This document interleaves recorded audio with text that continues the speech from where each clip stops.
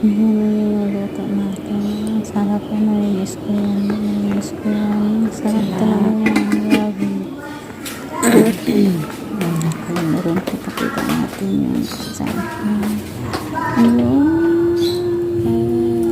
Sarap na. Grabe. Sarap na. Ulam namin tanghalian. Kay Inay pusit. Ayan, pusit. Tapos yung dinuguan. Yan ang ulam namin, dinuguan, pusit. Yan. Sarap. Yummy, yummy, yummy, yummy. Pero konti lang makain ko dyan.